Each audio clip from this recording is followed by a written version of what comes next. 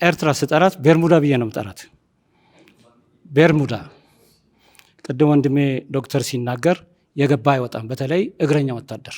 ከዚያ በኋላ ማሳሳቻ አሶሳ ሄዱ። አሶሳ ውጊያ ተጀመረ።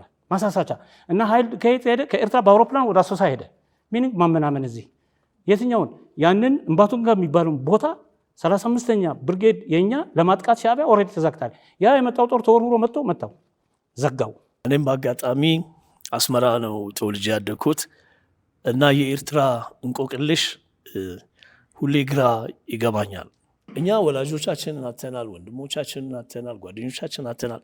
ኤርትራ ውስጥ ብዙ ሰው አተናል፣ እንደ ነዋሪዎች ማለት ነው። እንደ ኢትዮጵያዊ ደግሞ ብዙ ዜጎቻችን አተናል።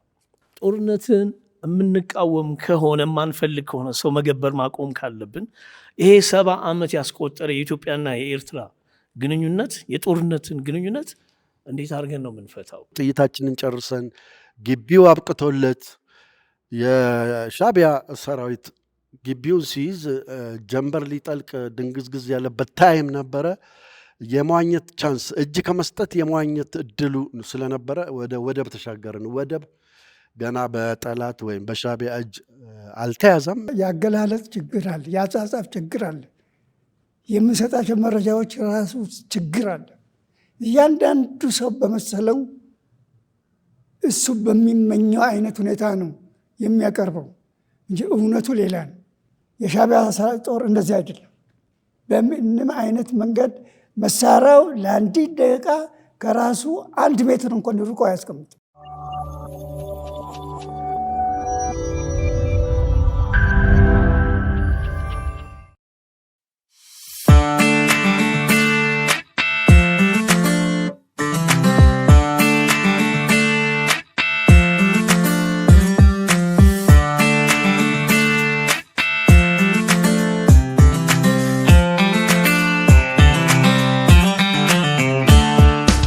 ከፀሐይ ዮሐንስ ጋር ከትናንትና በስቲያ እንደዚህ ሻይ ቡና እየተባባልን ምናል ትላልቅ ፕሮግራሞች ላይ ምስጋና ሲገለጽ መቼ ነው የጽዳት ሰራተኞች ስማቸው እስከናባታቸው የሚጠራው?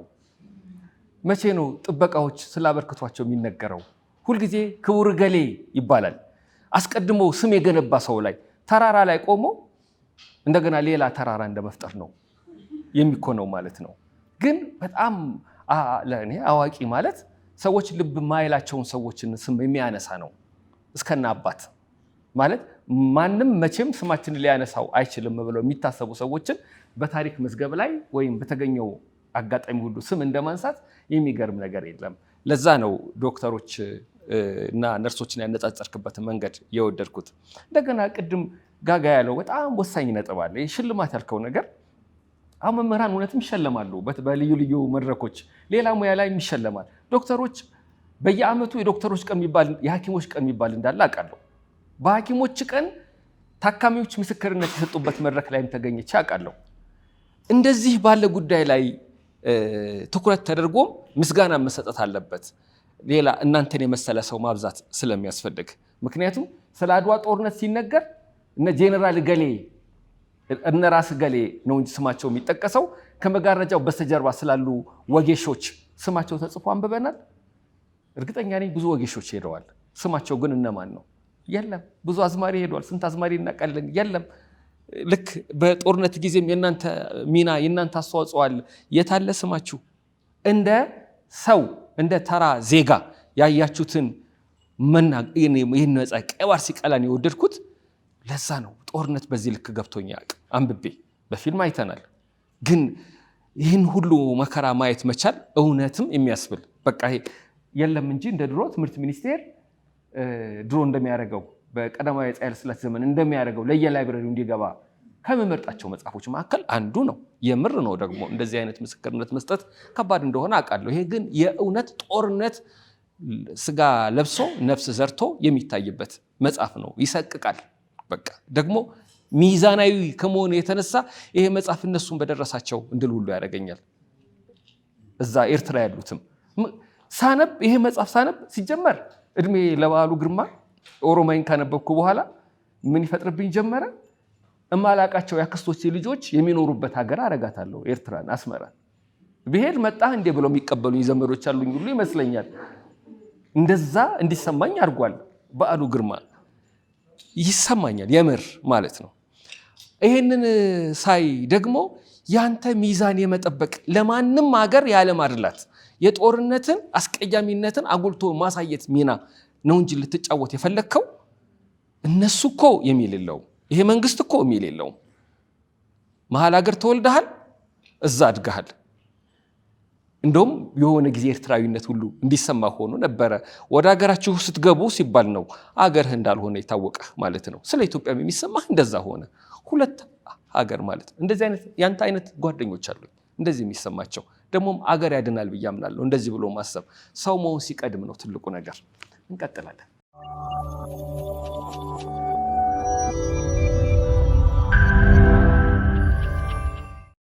ዶክተር እንደ ማንኛውም ኢትዮጵያዊ ድሃ ነው ቤቴም ኑሮዬም ስትል ሰምቻለሁ እና ደጅ ላይ ኑሯቸው ዝቅ ያለ ልጆች መኪናችሁን የሚያጸዱ የሚያጥቡ፣ ይህንማ በአንተ አንደበት ነው መስማት ያለብን። ይሄ እንግዲህ እግዚአብሔር እድሜ ከሰጠኝ ሁለተኛ መጽሐፍ አድርጌ እያዘጋጀሁት ያለ ነው። ልጆቹ የት ገቡ ነው የሚለው። ልጆቹ የት ገቡ ያው ሁሌ የሚያሳስበኝ ነገር ነው። ለምን እኛ እንደ አባቶቻችን አገር ወዳድ አልሆንም? ለምን ጀግና አልሆንም? ለምን ባህላችን ተቦረቦረ?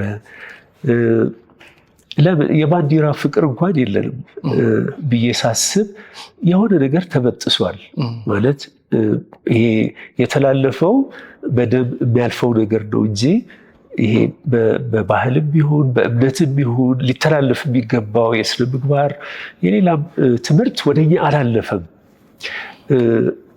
በእኛ ጊዜ ደግሞ ያሉ ልጆች ከኛ በጣም ርቀዋል። የራቁበት አንዱም የጊዜው ስልጣኔ መፍጠን ሊሆን ይችላል። ምናልባት እነሱ ግርግር ብለን ተከትለን መድረስ ስላልቻል ሊሆን ይችላል። ግን ይሄ ትልቅ ጥያቄ ነው። ትውልድ እንግዲህ ካልተተካካ ካልተላለፈ ማለት ዘር ብቻ አይደለም፣ ይሄ ስጋ ብቻ አይደለም ወይ ጾታ ብቻ አይደለም የሚተላለፍ፣ ብዙ የሚተላለፍ ነገር አለ። ካልተላለፈ እንደ ሀገርም እንደ ማህበረሰብም እንወድቃለን የሚል ፍራቻ ነበረኝ። አንዲት በጣም የተማረች ጎረቤቴ ነች። መኪናዋ አሮጌ ነች። እንደኔ መኪና ብዙ ጊዜ ትበላሻለች እና ያው የእሷ ደህና ከሆነ በእሷ እንመጣለን፣ የኔ ደህና ከሆነ በእኔ እንሄዳለን። እና አንድ ሰሞን የእሷ ተበላሽቶ መንገድ ስንመጣ እዚህ ሜክሲኮ ድልድይ አለ። ከድልድዩ ስር ማስቲሽ የሚያሸቱ ልጆች አሉ እና እነሱ ሁል ጊዜ አታድርጉ ማለት ይከብደኛል። ታዲያ ምን ያድርጉ ነው ብለው ማለት የሚያደርጉትን ነገር መፍጠር ካልቻልኩኝ ይህን አታድርጉ። ሌባ ሰርቶ ካልበላ የሚሰራውን ነገር ካልሰጠሁት አትስረቅ ማለት ከባድ ነው። እነዚህ ልጆች ደግሞ በዛ ከተዝናኑ ሌላ አማራጭ ከሌላቸው አታድርጉ ማለት ይከብዳል። ግን የአቅሜን ላድርግ አልኩኝና ከዚህ እህት ጋር ፎጣ ትንንሽ ፎጣ እንገዛና መኪና ውስጥ እናስቀምጣለን፣ እንሰጣቸዋለን። እና ይሄን ነገር በተቻለ ቢቀርባችሁ ጥሩ ነው። ወልወል አድርጉና ትንሽ ሳንቲም እንስጣችሁ፣ የመስራት ሰርተን ተቀበል የሚለው ስሜት እንዲኖራቸው ነው። ከዛ አንድ ቀን ጠፉ ልጆቹ፣ እዛ አካባቢ የሉም። ሁለተኛ ቀን ስንመጣ አሁንም የሉም። ያልተለመደ ነገር ሆነብን። ድልድዮቹ ስር የሚተኙ ነበሩ። ጠዋት እስከ 2:30 3 ሰዓት የሉም በሙሉ። ከዛ የት ገቡ ልጆቹ የት ገቡ እየጠየኳት ያለች ይህን ነው። እንኳን ያንተ ማስቲሽ የሚያሸቱ ልጆች አለች፣ የኔም ልጆች የት እንዳሉ አላውቅም አለች። ደነገጥኩ። ምን ሆኑባት? ምን ነው ስላት፣ አይ አካላቸው ነው ቤት ያለው እንጂ ልጆቹ እኮ የሉም አለች። እና በየቤታችን ይሄ እየሆነ ያለ ነገር ነው። ከልጆቻችን ጋር ተለያይተናል። ወዴት እንደሚሄዱ እንደሚያጋጥማቸው አናውቅም። ምክርም መስጠት አልቻልም። በቋንቋ መግባባት አልቻልም። እና ይሄ ነገር በእርግጥ እንደ ብዙ ጥናት የሚያስፈልገው ነገር ቢሆንም የአቅሜን ምን ላድርግ ብዬ የተወሰኑ ሞዴሎች ወሰድኩኝ። ምንድነው ከልጆቼ ጋር የሚነጥለኝ? ምንድነው የጓደኞቼ ልጆች ከቤተሰቦቻቸው የተለያዩት በምንድን ነው የሚለውን እንደ ሞዴል አድርጌ የተወሰኑ ታሪኮች ወሰድኩና እነሱን ነው እያሰፋ የጻፍኩ ያለሁት። እና ልጆቹ የተገቡት በአጭሩ ታሪኩ ይሄ ነው። ስለሚገርመኝ ነው። ሁለት ፕሮፌሰሮች ሲጨዋወቱ እንዳጋጣሚ ነበርኩኝ ከዛ አንደኛው ፕሮፌሰር ምን አለ፣ ያሉኝ መጽሐፎች ጥቂቶቹን አስቀርቼ ለዚህ ማምጣት ለአንድ ቦታ ጠቅሶ ነው እዛ ማስገባት ፈልጋለሁ አለ። ያኛውም እኔም መጽሐፎችን ይዤ እዚህ ያስገባለሁ፣ ልጆች አያነቡም አለው። ሲለው በጣም ፕሮፌሰሮች ናቸው፣ የታወቁ ናቸው፣ ስማቸው አስፈልጋቸውም። ለምን እንደሆነ አላቅም፣ የኔ ልጆች ከተማሩት የትምህርት አይነት ውጪ ሌላ ማንበብ አይፈልጉም። ስለዚህ ለሚያነባቸው መምጣት ስላለበት ለልጆቼ የሰበሰብኳቸው መጽሐፍት እዚህ ይዤ እመጣለሁ አለ። ያኛውም እኔም እንደዛ ነው የሚሰማኝ ተባባሉ። ከዛ ለጥቂት ደቂቃዎች ጸጥ አሉ፣ ቆመዋል። አለሁኝ እኔ ተያዩ። አንደኛው ፕሮፌሰር የቱ ጋ ነው ልጆቻችንን ያጣናቸው አለ። በጣም የደነገጥኩበት ጥያቄ ነው። የቱ ጋ ነው ያጣናቸው ልጆቻችንን? አንዳንድ የት እንዳጣናቸው እንኳን አናቅም። በሀገር ፍቅር ብንል፣ በሃይማኖት ብንል፣ በባህል ብንል፣ በአኗኗር ብንል ልጆቻችን የት እንደገቡ ሁሉ ማወቅ ከባድ ሆነ። በምርቃት ቀን አነስታው ስለነበረ ነው። ዶክተር እንዳለን የማውቀው የዛሬ 20 ወይም 21 ዓመት የዩኒቲ ዩኒቨርሲቲ ተማሪ እያለ ነው እና እኔ በወቅቱ የሬዲዮ ፕሮግራም አዘጋጅ ነበር እና ጥያቄና መልስ ፕሮግራም ነበር። ሳምንቱ ደግሞ በዚህ ሳምንት ነበር፣ ምክንያቱም የዓለም የመጽሐፍት ቀን ላይ ነበር። የዓለም የመጽሐፍት ቀን ከ3 ቀን በፊት ተከብሯል እና ልክ ወቅቱን ጠብቆ በመገናኘታችን ገርሞኛል እና በዛ ሰዓት የጥያቄና መልስ ውድድር ላይ ዩኒቲ ኮሌጅን ወክሎ የመጣው እሱ ነበር። ከሌሎች ኮሌጆችም የመጡ ነበሩ እና ሊገናኙ አልቻሉም። ከእንዳለ ጌታ ጋር ሊወዳደር የሚችል ተማሪ አልነበረም እና ምናልባት የማን ልበለው የብራዚልና የጀርመን ጨዋታ ልበለው 7-0 7 እንዴት ተሸናነፉበት እንደዛ አይነት እንትን ነበርና በሚገርም ሁኔታ ፐርፎርም አድርጎ ለዩኒቨርሲቲው ሽልማቱን ይዞ ሄደ። ግን የሚገርመኝ እሱ አይደለም። ከዛ ጊዜ ጀምሮ እስካሁን ድረስ እንዳለ ጌታን የማውቀው ከመጽሐፍ ጋር እና እንዲህ አይነት ሰዎች አንድ የህይወት መንገድ ላይ ሙሉ ትኩረት ሰጥተው ማንነታቸውን ሰጥተው የሚያድጉና የሚያሳድጉ ሰዎች የሉንም ብዙ ጊዜ እና በዚህ ደረጃ እንዳለ ጌታን በጣም አከብረዋለሁ እና ያ የዩኒቲ ዩኒቨርሲቲ ተማሪ የነበረው ልጅ አሁን ዶክተር ሆኖ አሁንም ከመጽሐፍት ጋር ደራሲያንን እና መጽሐፍትን እያስተዋወቀ እየተቸ እያናበበ ያለ በመሆኑ የዘንድሮውን የዓለም የመጽሐፍት ቀን በማስመልከት እንኳን ደስ አለ ልልህ እፈልጋለሁ።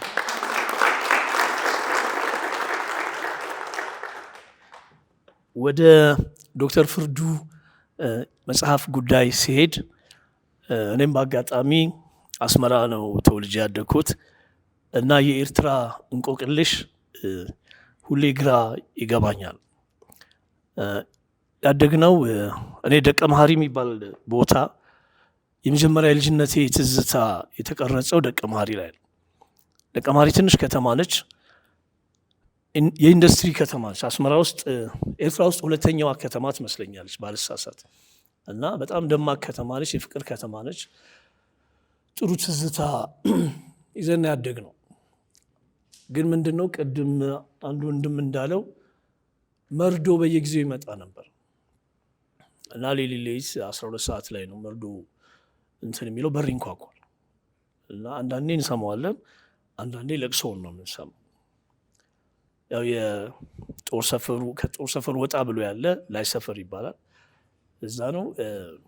ያንን ነው የኖር ነው። ጦርነትን የምንቃወም ከሆነ የማንፈልግ ከሆነ ሰው መገበር ማቆም ካለብን ይሄ 70 ዓመት ያስቆጠረ የኢትዮጵያና የኤርትራ ግንኙነት የጦርነትን ግንኙነት እንዴት አድርገን ነው የምንፈታው? ይህንን ማየት አለብን። ቅድም ስለ ክሬዲት ስታወራ ዶክተሩ ሲያጠፋ ነርሷ ትወቀሳለች፣ ሕክምናው ሰክሰስፉል ሲሆን ዶክተሩ ክሬዲቱን ይወስዳል ብለህ ነበር። ዶክተር ፍርዱ መጽሐፉ መጨረሻ አካባቢ ያስቀመጠው አንድ ነጥብ አለ። በአገር መምራት ክራይሲስ ውስጥ ጥሩ ነገር ከሆነ ክሬዲቱን የሚወስዱት መሪዎቹ ናቸው። ችግር ሲኖር ደግሞ ችግሩ የሚታቀፈው ህዝቡ፣ ቀውሱን የምንታቀፈው እኛ ነን። ክሬዲቱን የሚወስዱት እነሱ ናቸው። እንደዚህ እያልን የምንሄድ ከሆነ የምንለውጠው ነገር አይኖርም። ማንም ሰው እኛ ወላጆቻችንን አተናል፣ ወንድሞቻችንን አተናል፣ ጓደኞቻችንን አተናል። ኤርትራ ውስጥ ብዙ ሰው አተናል፣ እንደ ነዋሪዎች ማለት ነው። እንደ ኢትዮጵያዊ ደግሞ ብዙ ዜጎቻችን አተናል። ትግራይ ላይ ወደ 1 ሚሊዮን አካባቢ የሚሆን ሰው አልቆብናል። ምንም እየመሰለን አይደለም። ስለዚህ የጦርነቱ አባዜ ሊለቀን አይችልም። ቅድም ሀብቶም ተናግረውታል። ከ13ኛው ክፍለ ዘመን ጀምሮ ከ200 በላይ ጦርነቶች አካሄደናል። የተማርነው ነገር የለም። ይሄ አጋጣሚ እንደ ቀይ ባህር ሲቀላ አይነት መጽሐፍ ወደ ህሊናችን እንድንመለስ ያደርገን፣ ሚዛናዊ ሆኖ ለማንም ሳያዳላ አጀንዳውን እንደ አጀንዳ የሆነውን ነገር እንደሆነው እንደወረደ የሚያቀርብልን ሰው ብዙ ጊዜ የለም። መጽሐፎቻችን በጀብድና በሌላ ፕሮፓጋንዳ የሚቃኙ ስለሆኑ ብዙ ጊዜ ገና ስንጀምር ሳይድ ይዘን እንድናነብ ያደርጉናል። ስለዚህ ወደ ጥያቄ ልመለስና ቅድም ዶክተር ሰለሞን መሰለኝ ካልተሳሳትኩ ስለ ፊልም ያወራው ነገር ዛሬ እንዲህ አይነት መጽሐፎች ብዙ ጊዜ ህዝብ ጋር ለመድረስ በጣም ከባድ ነው። ምክንያቱም አንደኛ ዋጋው ውድ ነው። ሁሉ ሰው ገዝቶ አፎርድ አድርጎ ሊያነበው አይችልም። ሁለተኛ ደግሞ የተለያዩ ሊሚቴሽኖች ይኖራሉ። የዲስትሪቢዩሽን፣ የማዳረስ፣ ቁጭ ብሎ የማንበብ አሁን ትውልዱ የማንበብ ትዕግስቱ በጣም እየተገደበ ያለበት ሁኔታ ነው ያለውና ያ እንዳለ ሆኖ ፊልም መስራቱ አይዘር በዶኪመንተሪ መልክ ሊሆን ይችላል ወይም ዶኪው ፊቸር ይባላል። በማነው የዶኪመንተሪ እና የፊቸር ቅልቅል ሆኖ የሚሰራበት መንገድ ነው እና ወይም ደግሞ እንደ ፊቸር ፊልም ሆኖ መሰራት ይችላልና እዚህ ላይ ትኩረት ሰጥተህ ዶክተር አይ ዶንት ኖ እኛም እንግዲህ እንደ ጀመርነው እንጨርሰዋለን ነው የሚባለው። አብረን እንዳለን በምንችለው እናግዛለንና ይህንን አጠናክረህ ብትሄድበት የሚል ሀሳብ ነው ያለ። ያመሰግናል።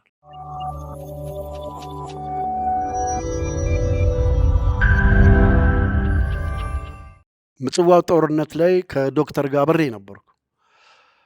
ዶክተር የሜዲካል ሰው ነው።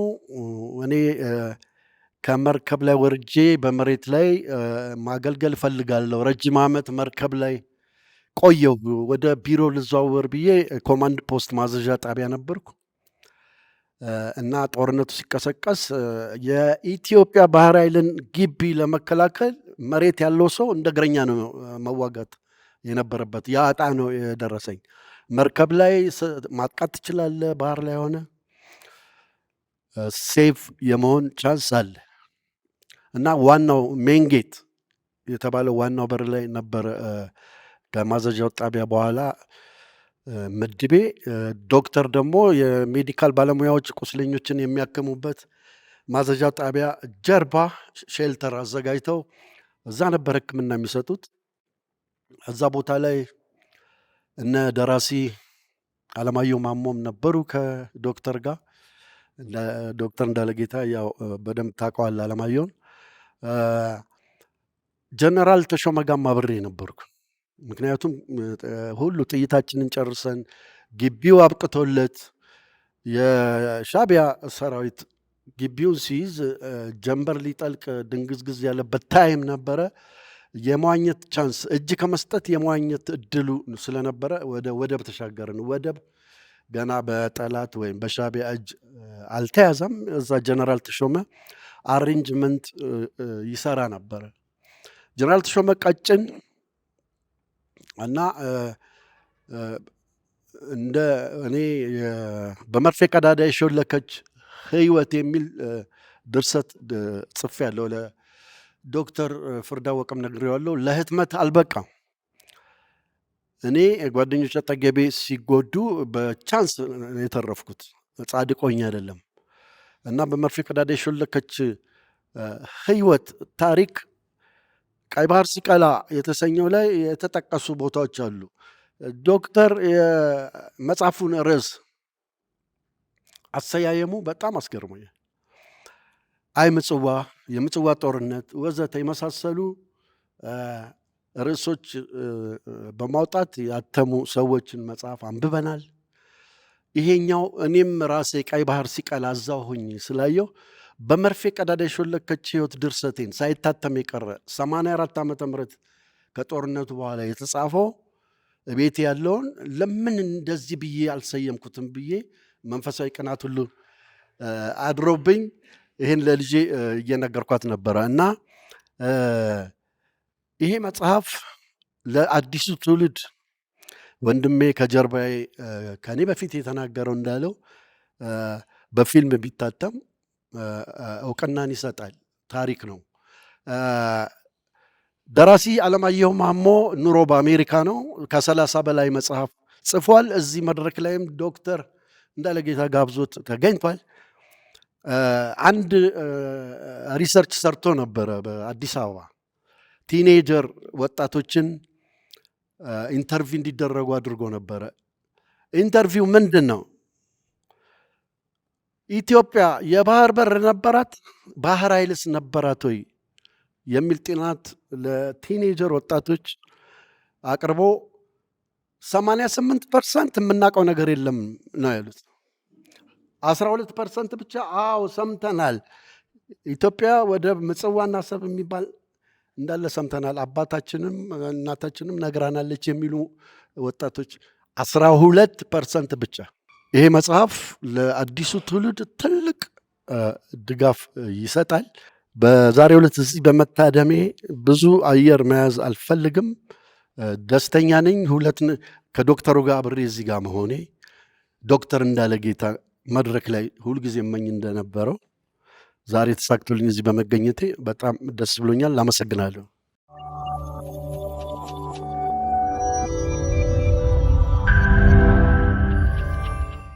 አሁን ምን ትዝ ብሎኝ እንደምታውቃላችሁ አዲሱ ትውልድ ታሪክ ያውቃል ወይ ሲባል አንድ የምናውቀው ጋዜጠኛ የካቲት 12 ቀን እየዞረ መጠየቅ ጀመረ። ዛሬ ለምንድን ነው የሚከበረው ብሎ ብዙዎቹ አያውቁም። የካቲት 12 አካባቢ ቆሙም ስለ የካቲት 12 አያውቁም። ሆስፒታል አካባቢም ሐውልቱ ስርም ስለ የካቲት 12 ማያውቁ አሉ። እንደ ሁሉም ማያውቁ ማለት ስለሚያስቸግር፣ አንደኛው መልስ ግን በጣም ነው የገረመኝ። የካቲት 12 ምንድን ነው? እንጃ እንትና በዓል ነገር ነው አይደል? ሚዲያ አይዞሽ ሞክሪ፣ ብዙ ጥረት ተደረገ። ግንቦት 20 መሰለኛለች፣ የግንቦት 20 በዓል መሰለኛለች የካቲት 12 ቀን። ግን ደግሞ ባልጠበቅነው ሁኔታ በሚገርም እንትን አንዳንድ ልጆች ታሪክ ስሜት እየሰጣቸው ነው፣ ሀገር መውደድ ስሜት እየሰጣቸው ነው። እኔ በቁጥር አላምንም፣ በብዛት አላምንም። ጥቂቶች ይበቃሉ፣ ጥቂት ይበቃሉ። መጠቅለል አያስፈልግም። ከ12ቱ ሐዋርያት አንዱ ይሁዳ ይሆንና ይሁዳ ግን ገናና ሆነ። በተለይም በእኛ ሀገር ማለት ነው። ከሃዲያን ሆኑ ገናና የሆኑት የሉም። እነ ጴጥሮስ፣ ዮሐንስ ምናምን 11ዱ ሐዋርያት ብዙ ስማቸው አይነሳም። ይሁዳ ግን በጣም ነው የሚታወቀው። ብዙ በየዕለቱ አንደበታችን ላይ ይመጣል። ስለዚህ ታሪክ ስለሚወደው ስለሆነው ግለሰብ ማውራት ይሻላል። አንድ ካለ 10 ሰው ካለ ይበቃል። ዶክተር በእርግጠኝነት እግዚአብሔር ብሎ ካደረገው ይህንን መጽሐፍ ደግሞ ሌላ ሀገር ሄደን ደግሞ እንወያይበታለን። ዛሬ ክብሪቱን ጫር ነው እንጂ አለቀ ማለት አይደለም፣ መብዛት አለበት።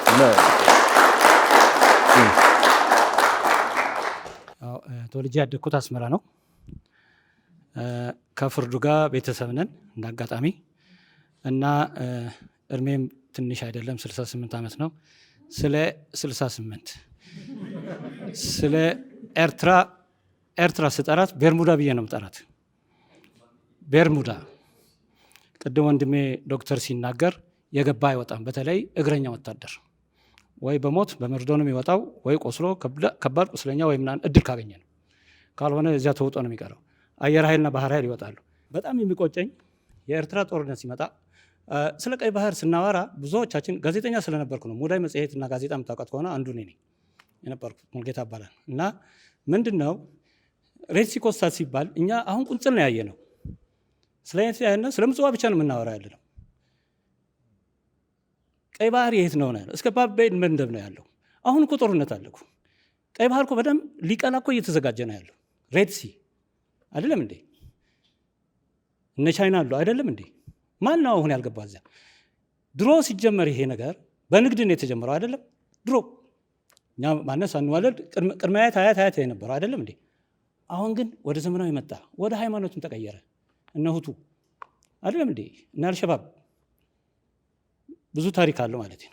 እኔው ልንገራችሁ፣ ደህንነቱ ስለነበርኩ የሪሰርች ኃላፊ ነበርኩ ኤርትራ እና ምንድን ነው ስናጠናው ምጽዋ ልትያዝ ስትል አሁን ሌላውን ላቋርጣችሁና ስለ ሰላምና ጦርነት ቅድም ስለ ሰላምና ጦርነት ሰላምን መጥፎ አለው ታውቃላችሁ፣ ግን አታውቁትም።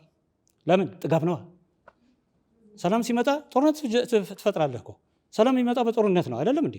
አንዳንድ ጊዜ ናቹራሊ ራሱ ይመጣና ጦርነት ትፈልጋለህ፣ ጥጋብ ይመጣል አይደለም እንዴ? ጥጋብ ሲመጣ ጦርነት አመጣለህ። ወይራስ ደግሞ ጦርነት ሲኖር ደግሞ ሰላም ትፈልጋለህ፣ ወደ ሰላም ትሄዳለህ። ይሄ ነው። ተወራራሾች ናቸው፣ ግን በዲግሪ ይለያያሉ አይደለም እንዴ? ሰላምን የቀመሰ ትንሽ ጦርነት ሲቀምሳት ይመለሳል፣ እሳት እንደሚያቃጥለው አይነት ማለት ነው። ወይራስ ግን ጦርነት በጣም ከባድ ከሆነ ግን ወደ ሰላም ለመሄድ ግን በጣም አግሬሲቭሊ ይታገላል። ይሄ ነው ያለው። አሁን ስንመጣ ቅድም አጠራጥር ላድርግላችሁ ብዬ ነው እና ምንድን ነው ስለ ምጽዋ ከማምጣታችን በፊት የዶጋሊ ጉዳይ ላይ ፍርዱ ሲናገር እንደ ቤተሰብ ነው ፍርዱ ሲናገር ቀይ ኮከብ ዘመቻ የነበራችሁ ጀነራል ሊረዱኝ ይችላሉ። ቀይ ኮከብ ዘመቻ ትልቅ በዓል የተደረገው ዘመቻ እነ አሉላ ፓንክሬስት በጽሁፍ ያቀርብ ከአዲስ አበባ ዩኒቨርሲቲ ምሁራን መጥተው አንዱ ተሳታፊ ነበርኩ ነኝ። እነ ጀነራል ሁሴን አህመድ በጽሁፍ አቅርበዋል። ሐውልት ሊመረቅ ሲል ሐውልት ሊደረግ ሲል ግን ቀይ ኮከብ ፌል አደረገና ወደ ጦርነቱ ሄደ ሁሉም ነገር እንጂ ዶጋሊ ትልቅ ነገር ሴሪሞኒ ተደርጓል። ወይም ሪፈር አድርጎ ስለ ዶጋሊ ወይም አሉላ ፓንክሬስት ካለ ብትጠይቁት ይነግራቸዋል። ትልቅ ጽሁፍ ነው ያቀረበው። የአዲስ አበባ ዩኒቨርሲቲ ምሁራንም አዲስ አበባ ዩኒቨርሲቲ መጽሐፍ ላይብራሪም ሊኖር ይችላል። ዶጋሊ አልተረሳችም ማለት ነው። ግን ምንድነው ጦርነት ያዘ። አሁን እንምጣና ስለ ምጽዋ ቀይ ባህር እናምጣውና ቀይ ባህር ሳይሆን ስለ ምጽዋ እናምጣውና ከራስ ካሳር እስከ ራስ ዱሜራ ያለው ነው። አሁን ፍርዱ የነገረን ስለ ራስ ካሳር ብቻ ነው የነገረን። ራስ ዱሜራ የት ነው? አሰብ ታች ወደ ጅቡቲ መጠጊያ ማለት ነው። ይህን ታሪክ እናጥነው እንወቀው። አሁን ርብርቡ ያለው ቀይ ባህር ላይ ነው ያለው። ትናንትና ሪሰንትሊ ቻይናና ግብፅ የጦር ልምምድ አደረጉ። ለምን? እኛ ስለ ምጽዋ ብቻ ነው የምናስበው አይደለም። ጦርነቱ ገና ነው። ገና በደንብ ሊቀላ ነው ቀይ ባህር በደንብ አድርጎ። ምክንያቱም አለ ብዙ ኢንተረስት አላቸው እዛ። ኢቭን አሜሪካ አሁን አሜሪካ ሊቢያ ያለውን ኤምባሲውን ሊዘጋ አልፈለገች። ማነው ሶማሌ ላይ ለምን ሌሎቹ ላይ ዘጋች? ለመዝጋት ፕሮፖዝ አደረገች። ኢንተረስት ስላላቸው ነው። ግን ማንም ሊያውቀው ሳይሆን ይሄ መጻፍ መሰነድ ያለበት ነው። እና በሰፊ ስናየው ቀይ ባህር እኛ ብቻ አይደለንም። እንኳን የባድመ ትናንትና ጦርነት ማንዳራይ እና ቡሬ ላይ ያለቀው የኛ ወታደር ጀነራል ሊረዱ ይችላሉ። ስንት ሺህ ወታደር ነው ያለቀው? ወደ አሰብ ፖርቱ አይደለም ፍለጋ አይደለም የሮጥ ነው። በአሰብ በኩል ለማጥቃት አይደለም የሄድነው። አሁን በኢህአዴግ ጊዜ ማለት ነው። እና ብዙ ችግር አለበት። ዋናው ምጽዋ ልትያዝ ስትል አሁን ላሳጥረውና ሌላ ጊዜ በሰፊ እናወራለን። ምጽዋ ልትያዝ ስትል ከአንድ ወር በፊት አስተላልፈናል። እኔ በሪሰርች የሰራሁት ነው የምነግራችሁ። ማንን ብርጌድ እንደምትመታም ነገር ነው። እኛ ግን ባህር ኃይል፣ አየር ኃይል፣ ምድር ጦር ምንም አያውቅም። ምክንያቱም ከኢንቴሊጀንስ የሚመጣው መረጃ አናሊሲስ የምንሰራው እኛ ነን። እነሱ ምንም እኛ የሰጠናቸው ነው የሚሰሩት፣ ወይ ደግሞ ከነሱ ያገኘነው ደግሞ አናሊሲስ እንሰራለን። ያ ነገር ሲደረግ ከአንድ ወር በፊት ነው ይሄ የተደረገው። ጥናቱ ያለቀው ሻዕቢያ። ከዚያ በኋላ ማሳሳቻ አሶሳ ሄዱ። አሶሳ ውጊያ ተጀመረ። ማሳሳቻ እና ኃይል ከየት ሄደ? ከኤርትራ በአውሮፕላን ወደ አሶሳ ሄደ። ሚኒንግ ማመናመን እዚህ የትኛውን ያንን እምባቱንጋ የሚባለው ቦታ 35ኛ ብርጌድ የኛ ለማጥቃት ሻዕቢያ ኦልሬዲ ተዘግቷል። ያ የመጣው ጦር ተወርውሮ መጣው ዘጋው። ምጽዋ ለማድረግ ነው። ምክንያቱም ወይዘሩ ይዋጋል። አሁን ክረምት ታህሳስ ጀምሮ ጥር የካቲት ባህሪ ይሉታል። ምንድነው? ጉም ነው የሚሸፈነው። ለአየርም በጣም ምቹ አይደለም። ሻዕቢያ የምታጠቀው በዚህ ሰዓት ነው። በዚህ ምክንያት ነው። ባህር ኃይል አያውቅ፣ አየር ኃይል አያውቅ፣ ምድር ጦር አያውቅ። ከኛ ነው የሄደላቸው። ግን መፈንቅለ መንግስት ጎዳን። የለም ሰው ጀነራል ሁሴን ናቸው ብቻ የነበሩት። ሌሎች እኮ አንዳንድ ነገር ይቀርብ ነው።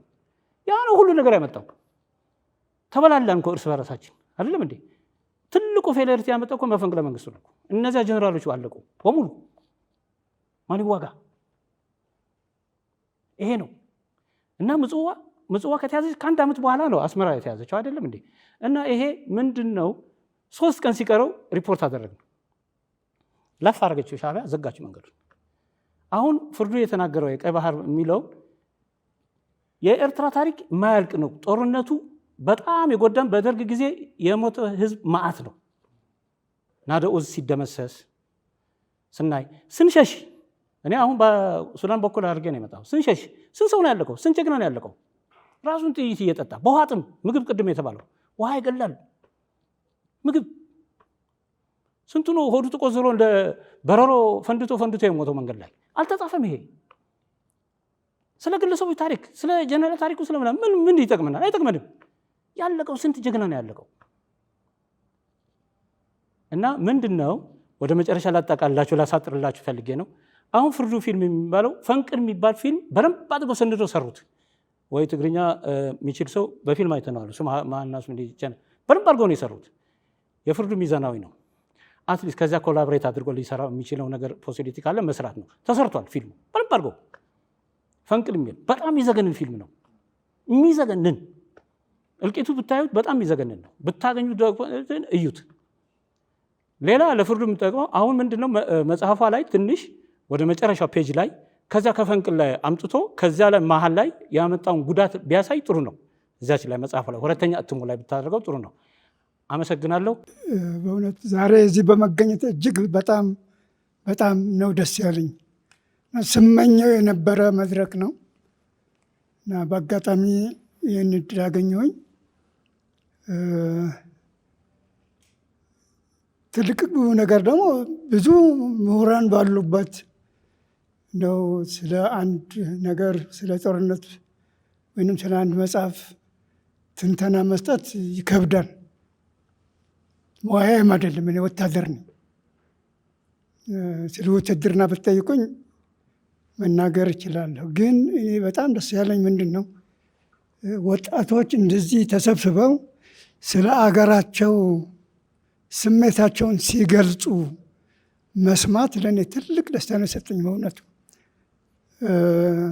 ወጣቱ ስለ ሀገሩ ምንም አያውቅም፣ ስለ ሀገሩ አይነጋገርም፣ አይወያይም፣ ለማወቅም አይፈልግም የሚል አነጋገር አለ። ግን ዛሬ ያንን አባባል ፉርሽ የሚያደርገው መድረክ ነው ያየሁት። እኔ ባጭሩ ውትድርና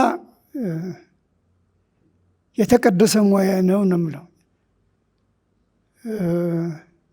የተቀደሰ የሚያሰኘው ሕይወትን የሚያህል ነገር፣ አካልን የሚያህል ደምን፣ ላብን የሚያህል ነገር ለሕዝቡ፣ ለሀገር አንድነት፣ ለሀገር ነፃነት፣ ለዳር ድንበር ያለምንም ክፍያ መስዋዕትነት የሚያቀርብ ዛሬ እንደዚህ ቁጭ ብለን መወያየት የቻልነው ሰራዊቱ በየቦታ ጥበቃ ስላደረገልን ሰላም ስላሰፈነ ነው። በዚህ ዙሪያ ፖሊሶች ባይኖሩ ጥበቃ ባያደርጉልን ኖሮ እዚህ ሆነን መወያየት አንችልም ነበር እና ጥበቃ ሲያደርጉ ራሳቸውን ለመስዋዕትነት አዘጋጅተው ነው። አንድ ነገር ይህን የሚያደናቀፍ ነገር ቢመጣ ቅድሚያ እሱ ህይወቱን ሰጥቶ ወይም አካሉን ሰጥቶ ነው እንጂ እሱ ዝም ብሎ እዛ ቆሞ እዚህ ያለው ሰው ላይ ችግር አይደርስም። እኔ ውትድርና ሙያን እኔ በጣም በጣም ነው የማከብረው ሙያ ነው።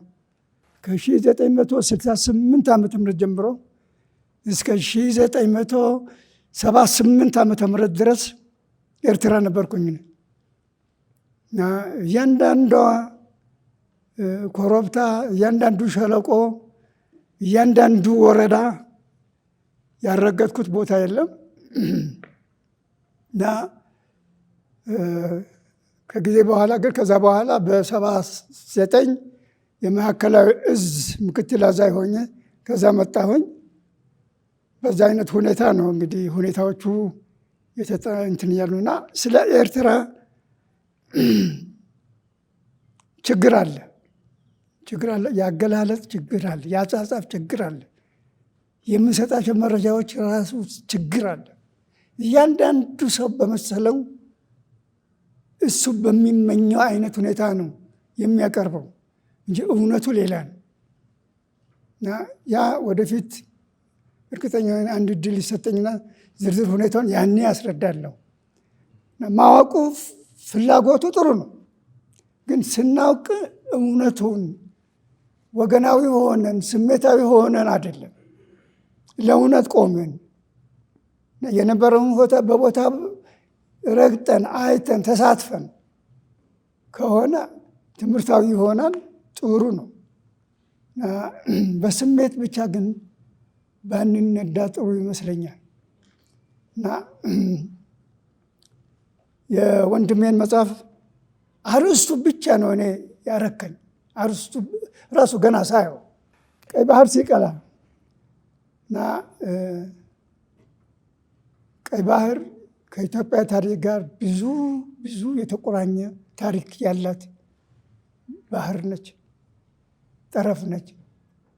ያ ቅድም አንድ ሰው ስታነሱ ነበረ፣ ታደሰ ቴሌ የሚባል ደራሲ የጻፈው መጽሐፍ። አንድ ሰው በአንድ ጊዜ አንድ ቦታ ብቻ ነው መሆን የሚችለው። እዚህም ሰበታም ቢሾፍቱም መሆን አልችልም። ግን እዚህ ሆኖ ስለዚህም ቦታ ይነግረናል፣ ስለ ቢሾፍቱም ይነግረናል፣ ስለ ሰበታም ይነግረናል። በምንም አይነት መንገድ ሊሆን የማይችል አይነቱ እጅግ በጣም የሚያስደንቅ ነገር ደግሞ እንጨት ለቀማ ከተማረኩ በኋላ እንጨት ለቀማ ሲሄዱ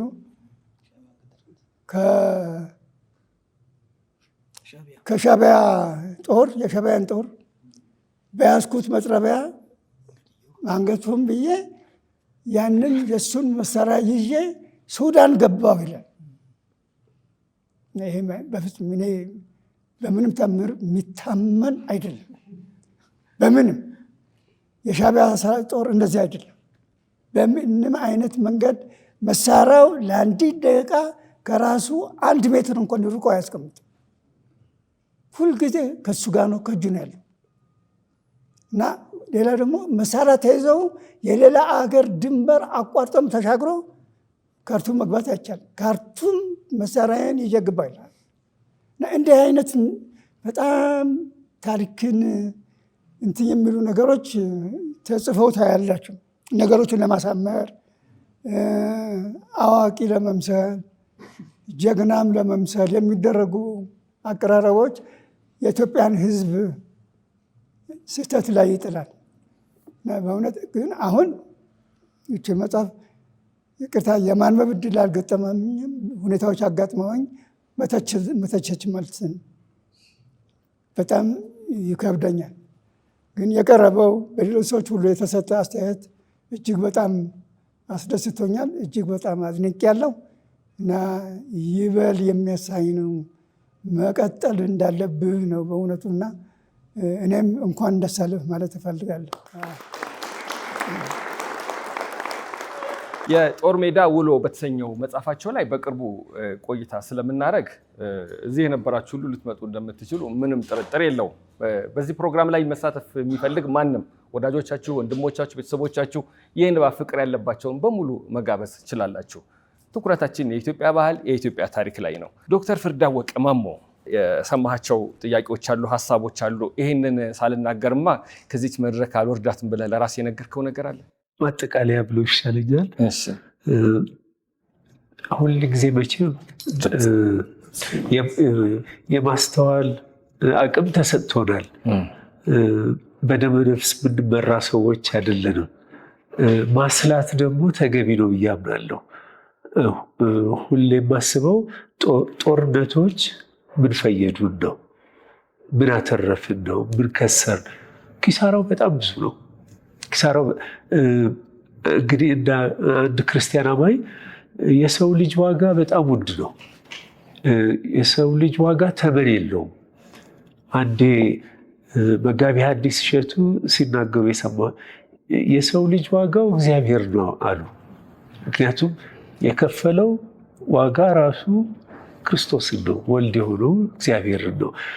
ስለዚህ አቅልለን ባናየው ጥሩ ነው። ማለት ስለ ንብረት፣ ስለ ኢኮኖሚ፣ ስለሌላ ልናወራ እንችላለን። ሰው ግን ክቡር ነው እና ምን አተረፍ ብንል በሺህ ሞቱ ብለን ስናስብ በሚሊዮን ገባን። ማለት የሺዎች ሲያስደነግጠን አሁን ሚሊዮንም እኮ ተረሳ እና የከሰርነው ነገር በጣም ብዙ ነው። እና ወደፊት የበለጠ ላለመክሰር እናስላ ሁላችንም።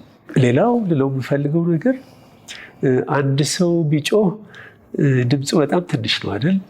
10 ሲሆን 100 ሲሆን በደንብ ይደመጣል።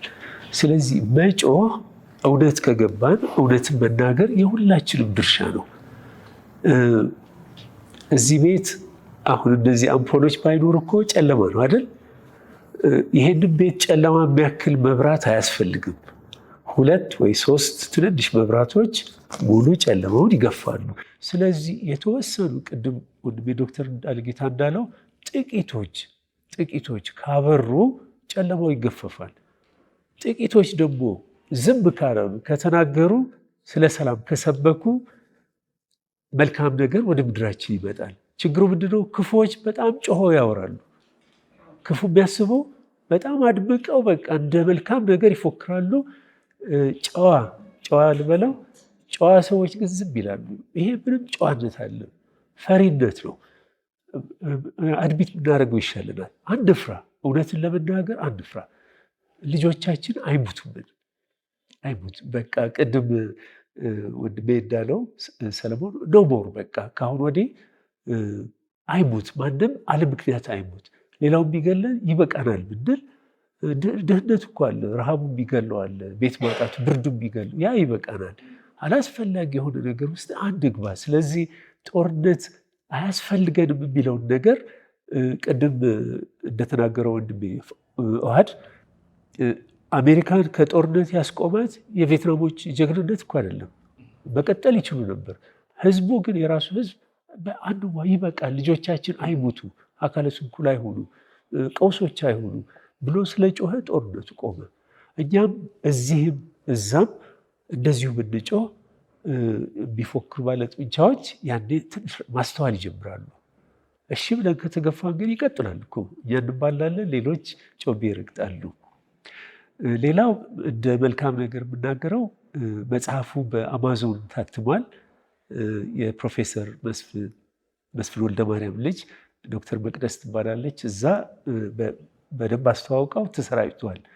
በጣም ደስ ያለኝ ነገር ብዙ ኤርትራውያን አግኝተውታል። በመቶዎች የሚቆጠሩ አግኝተውታል እና ልባቸው ቀና ይመስለኛል። አሁን ጥሩ የሚያዋህዱ እንትኖች ካገኘን ልባቸው በጣም ቅርብ ይመስለኛል። እንዳውም ውይይቶች እንደዚህ የሚጀምሩ መንገዶች የሚከፋፈቱ ይመስለኛል። ወደ እንግሊዝኛም ይቺ እህት ተረጉመዋለሁ ብላኛለች። ትግርኛም የሚተረጉምልኝ ሰው አግኝቻለሁ። ይሄ መልካም ወሬ ነው ለእኔ። በዚሁ አጋጣሚ ዶክተር ዳልጌታን እጅግ አድርጌ አመሰግናለሁ። ቅርብ ጊዜ ነው የተዋወቅን። አክብሮ ስለጠራኝ እንደ ጀማሪ ሰውም ስላልቆጠረኝ እጅግ አድርጌ አከብረዋለሁ።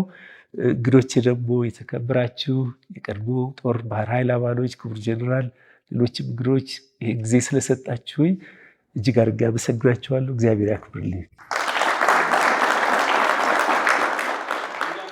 አንዳንድ ሰው ይገርማል፣ ስሙን ይመስላል። ፍርድ አወቀ። አይገርምም? መጽሐፉ ስለ ፍትህ ነው። መጽሐፉ ስለ ሰላም ነው። መጽሐፉ ፍርድ ባወቀ ሰው የተጻፈ መጽሐፍ ነው። ቀይ ባህር ሲቀላ የኖረ ሰው ሲናገር ደስ ይላል። ትግራይ ክልልም እና እንደዚህ እንደነበረ ቀድሜ ባውቅ ኖሮ የሚል ስሜት ነው የፈጠረብኝ። እንደዚህ አይነት መጽሐፎች ደግሞ ይበልጥ እንድናውቅ ያደርገናል።